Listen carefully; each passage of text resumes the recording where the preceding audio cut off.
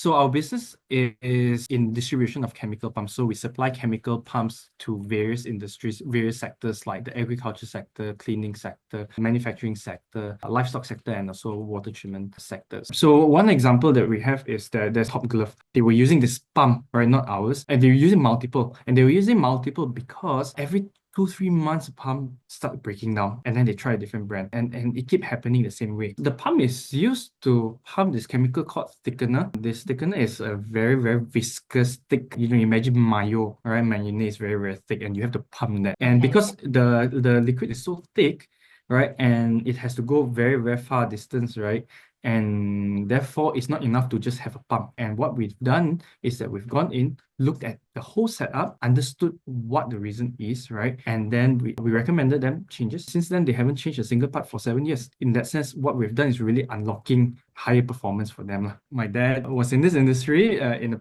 previous company, and then came out and set up this company together with my mom. So I have the privilege of being born into a family, and I came in about 5 years back, 2019, just before the pandemic. Do I have an innate passion for chemical pumps? No. Do I grow up dreaming like I want to sell chemical pumps? No. But of course, since young, this has sort of like been anointed that, okay, this would be your path already, so the railway track is just one way, and it's just towards this. So I also grew up never having any other plan. So if people ask me, so what would you do if you're not doing family business? I have no idea. Absolutely. It's sort of like a responsibility. And so I just come in, take it. I don't have passion with chemical pumps, but where I really do see value is in making a difference, leaving a place better than when I found it, helping make people's life better. And so happened that it's through chemical pump or through this business. It could have been any other business, but that's something that I can live with. So it has to be seen in the context of I am in a very, very privileged situation, because to start a business is infinitely much more difficult than to inherit one.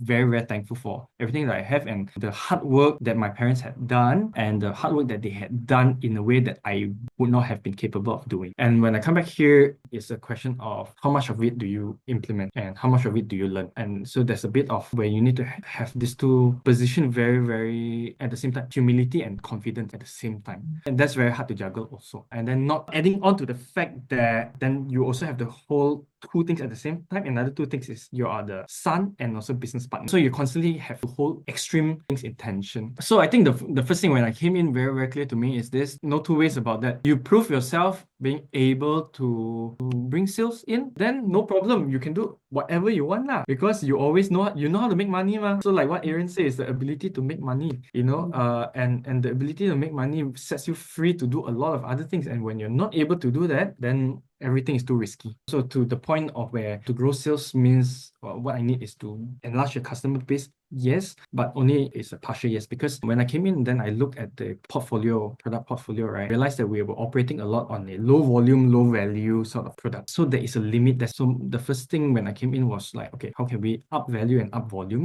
What are the products that may be low value but very high volume, or another solution that is very high value but low volume? Because when you have a structural problem, it doesn't matter how fast you run or how high your conversion rate is, you are working with that. So that was the first thing that I looked into. And so one of the result of that is, for example, in the agriculture sector, for example, one of these durian farms that I did in the past, I would have only done 12,000 ringgit for that project. But because we do end-to-end, it becomes 120,000, so 10 times. Then the trouble is this, because it's easier to sell 12,000 than 120,000. That's where then I met the sales limitation. I have managed to close several, but that for me is not good enough, because the next opportunity comes, how confident am I of closing that, right? So that level of confidence is not high, because I didn't have a method that I felt was replicable. Got a pretty good solution. Now I've got a high value thing. Now let's try to increase the volume of that. So to work on the volume part, I was running a lot of free marketing, because there's like 80 over Facebook group in Malaysia for agriculture. Post one thing there, I get like hundreds over comments, likes, and all of that in the beginning. And then subsequently, I automatized that whole lead gen process.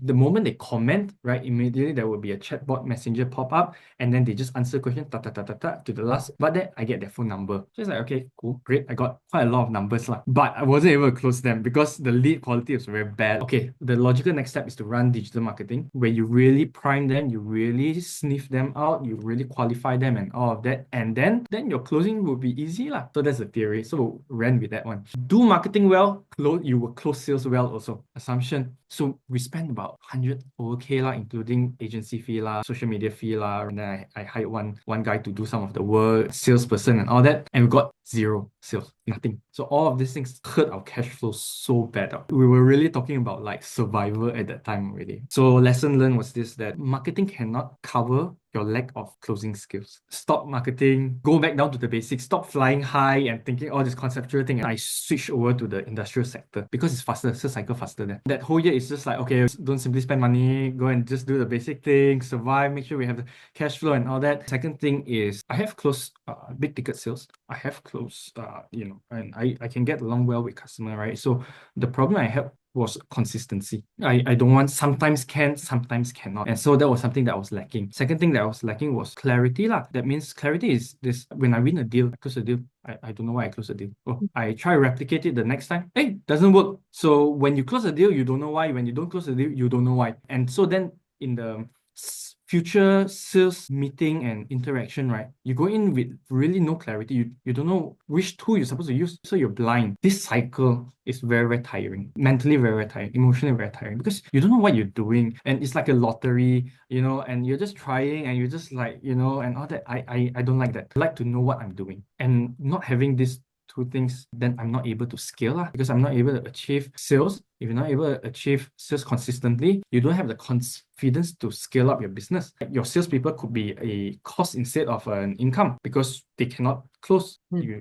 don't have. So you become very conservative. When you become very conservative, then you miss out on a lot of other opportunity as a business. So this was the top 3 challenges that I had before joining Aaron's inner circle. I realized, I cannot do this by myself. If I do this by myself, it will take a very, very, very long time. All right, I have no time to waste already. So if I want quick success, then I need to learn from someone who has done it and just really shortcut this whole thing. So that was when I decided, let's do this. I've never thought of paying people for coaching or mentoring. My past experience with mentoring has always been free. This is a mental barrier that I have to overcome. I will say maybe just before that, what have I been struggling with? Before this, because I was selling high ticket items, customer will say, expensive, like you think too expensive. It's beyond, it's very expensive. I cannot afford. It's too much. Keep getting this. I changed my whole process. The customer didn't say it was too expensive. Basically, he sat there for 1 minute, right, just closing his eyes, and I could see he was digesting. He said, this is beyond what I budgeted, but I know this is what I need to pay, and this is the system that I need to have. I have no other choice. And so this is vastly different than all my previous sales reaction. And I know at that point that this process has worked because I followed the framework. Last month, he finally paid the deposit for the project. So the land is not ready yet and all this, so he's not paying full. So he's paid the deposit, and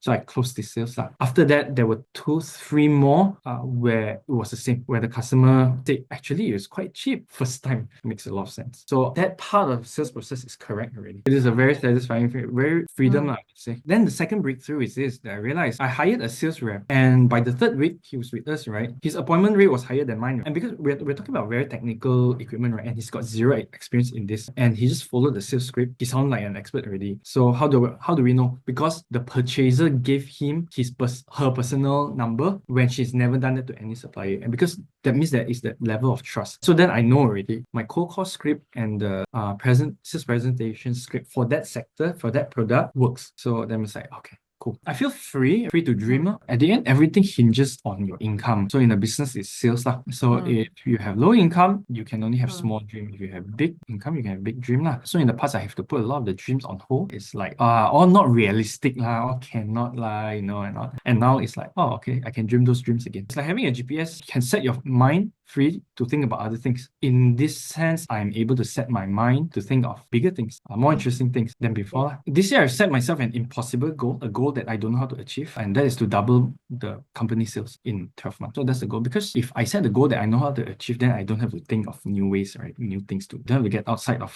what I'm familiar with. But to set something that I don't know how to achieve means I have to find different people, I have to find new ways, change mindset, change belief system, confront things that I'm afraid of, confront my own limitations and all that. What's holding me back? Why I cannot achieve this? So that's what we want. And what I need to do is to build a sales team that works on a repeatable and scalable process. And that is what Aaron has given us. Now, when I'm thinking of hiring sales people, I'm not thinking like hire one person. I'm thinking like, hey, why not just hire 2, 3 straight away? And then in the past, when the salesperson doesn't perform, let's say doesn't bring in the sales, you're not sure, is it the guy or is it because the product is hard to sell or is it what? But now the process is so clear that if you still don't perform, then it's on you, the salesperson. Very clear to how to manage performance also. It's very easy because you have a system in place. It's not random anymore. People cannot hide behind, we have a proven system and you are still not performing.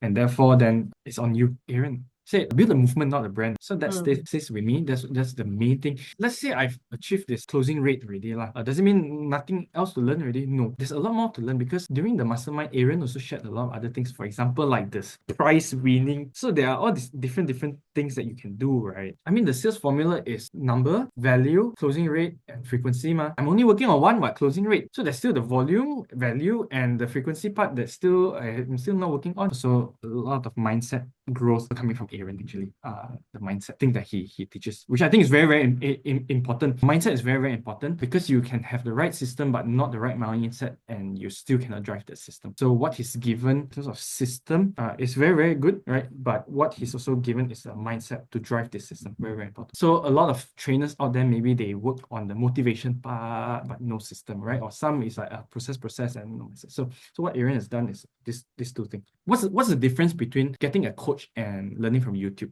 or reading a book? Because I have done that. I have read a lot of sales books. So there's a lot of things that I already know before I joined Aaron. But when you read all these different sales book, different techniques and all that, right, then it's sort of like you have a lot of good things, but you don't know when to use. That is the problem when you only read book without having a coach. So what the coach does is that all these good things, the coach will be able to tell you when to use what and why. Yeah, Aaron, thank you very much for all that you've done, right? So all giving me a system, and what the system does is that it gives me confidence, and this confidence gives me freedom to dream bigger. With a bigger dream, then I can achieve more, right? And when I achieve more, then it's not just my life that will improve, but also my kids, my wife, and also people around me. You're not just impacting my life, but you're impacting a lot of people around me indirectly as well. They don't know that yet, but I'll tell them also.